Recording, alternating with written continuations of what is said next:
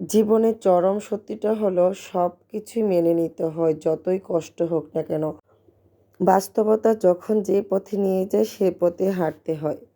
আসসালামু আলাইকুম। সবাই কেমন আছেন? আশা করি সবাই খুব ভালো আছেন। আলহামদুলিল্লাহ আমিও ভালো আছি।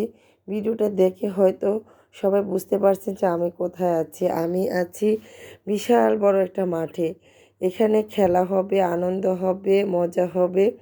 সেটা উপভোগ করতে আমিও আমার মেয়েকে নিয়ে চলে আসছি। তো আমার মেয়ে আজকে অনেকগুলি খেলা দেবে। সবাই মাশাআল্লাহ বলবেন। আমার মেয়েটার জন্য সবাই দোয়া করবেন। এটা হচ্ছে স্কুলে বার্ষিক ক্রীড়া প্রতিযোগিতা।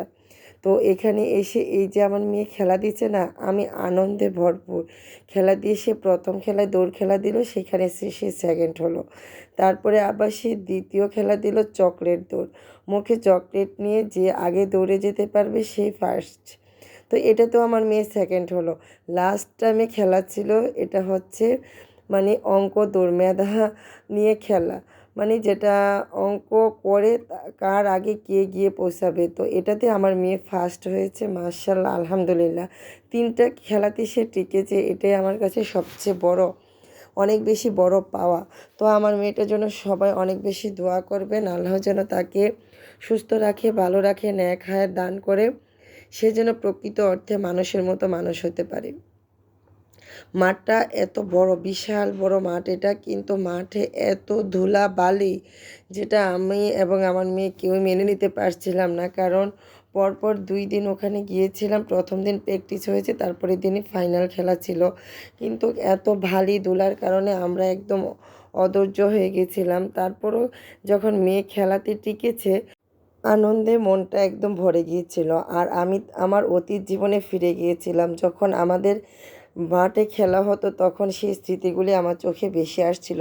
তো এখানে যে মাঠটা দেখতে পাচ্ছি, এই মাঠ থেকে আমাদের মাঠ আরও 3 গুণ বড় ছিল। এত বিশাল বড় মাঠ আমাদের চাঁদপুর মতলবে।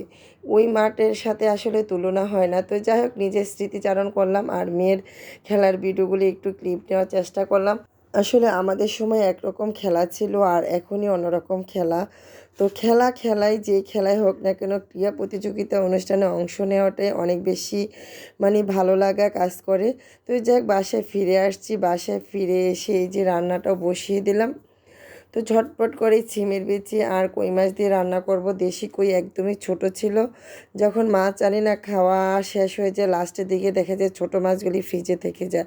তো সেগুলি ছিল, এগুলি বের করে আমি ভালো করে লবণ হলুদ মরিচ দিয়ে ভেজে তারপরে মশলার মধ্যে কষিয়ে রেখে দিলাম। তারপরে আমি এখানে ছিমের বিচিগুলি কষিয়ে ঝোল দিয়ে তারপরে রান্না করার পরে মাছগুলি অ্যাড করে দিলাম।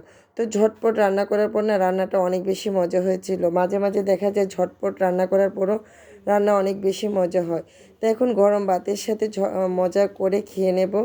কারণ একটা পদই যদি মজা হয়, একটা পদ দিয়ে কিন্তু দেখা যায় যে অনেক ভাত খাওয়া যায় একদম চেটেপুটে। তো আমার ভিডিওগুলি যদি ভালো লাগে অবশ্যই লাইক কমেন্ট শেয়ার দিয়ে আমার পাশে থাকবেন প্রতিদিনের মতো। তো আজকের মতো বিদায়। যারা আমার ভিডিওগুলি লাইক কমেন্ট শেয়ার করেন তাদেরকে অসংখ্য অসংখ্য ধন্যবাদ। এভাবেই আমার পাশে থাকবেন। ধন্যবাদ জানিয়ে আজকের মতো বিদায়। আল্লাহ হাফেজ।